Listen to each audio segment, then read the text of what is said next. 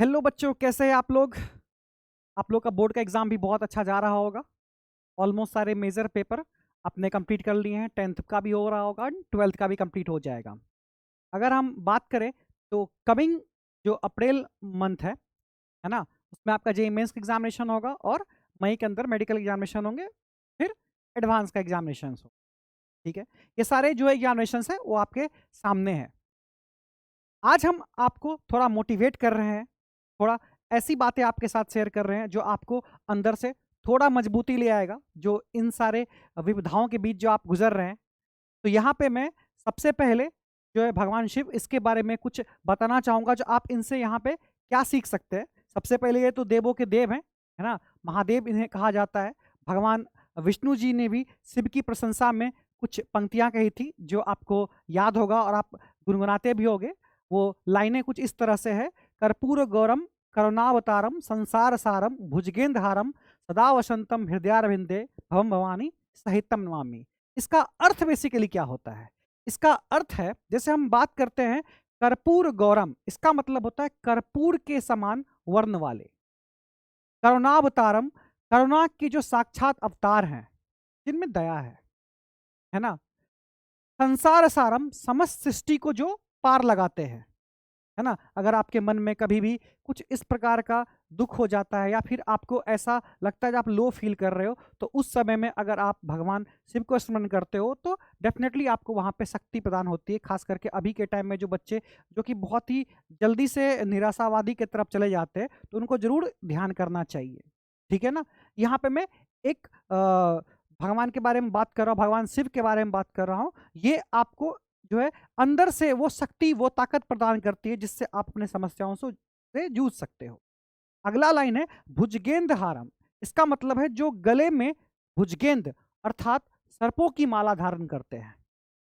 यहां से आप ये भी भगवान से सीख सकते हैं, जो इनको ना बहुत ज्यादा मेटेरियलिस्टिक चीजों का जो है सो बहुत ज्यादा लगाव नहीं है। वो हमें ये भी सिखाते हैं जो आप अपने लाइफ में कितनी सिंप्लिसिटी के साथ रह सकते हैं।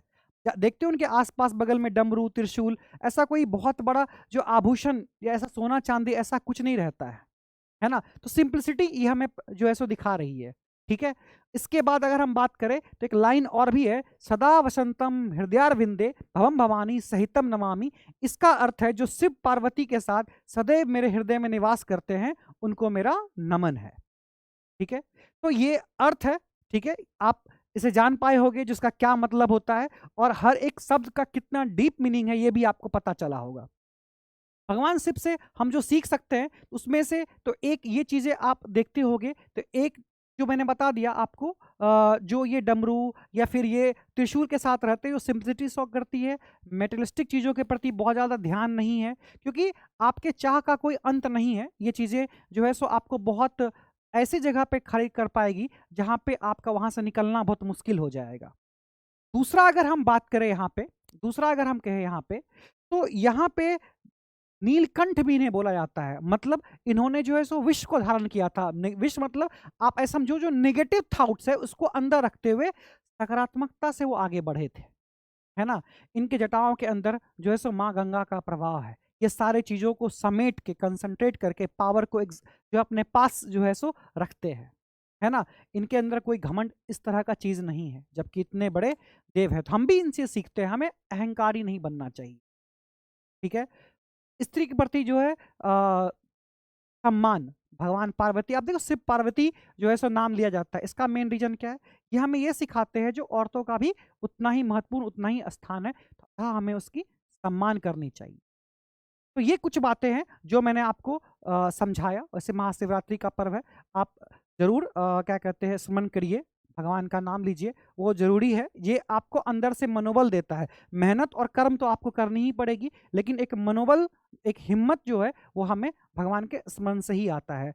होप सो आने वाले एग्जाम में आपका बहुत ही बेहतरीन और बहुत ही अच्छा गुजरे, और कोई भी ऐसा निर्णय एग्जाम के अच्छा या बुरा होने से ना ले। खास करके जब थोड़े बहुत गलत हो जाते हैं, आपके एक्सपेक्टेशन से थोड़ा सा बिलो चीज़ें हो जाता है, तो आप ऐसा कुछ डिसीजन लेते हैं जो कि गलत हो जाता है, आपके लिए भी गलत होता है और आपके साथ जो परिवार है उनके साथ भी दिक्कत हो जाता है। तो ऐसी कुछ भी चीज़ें ना करें, है ना? पॉजिटिव बनाए रखें। आजकल के बच्चों में थोड़ा-सा ये चीज़ें ज़्यादा हो गया, तो इसलिए मैं थोड़ा इस पे जोर दिया, है ना? ये शरीर जो है सो इस पे इसको क्षति करने का या इसको खराब करने का आपका कोई हक नहीं है। ये बहुत ही ईश्वर के दिया गया अनमोल वरदान है, ठीक है? आप बहुत अच्छा करेंगे भविष्य में, बस खुद पे भरोसा रखिए और भगवान का स्मरण करते रहें।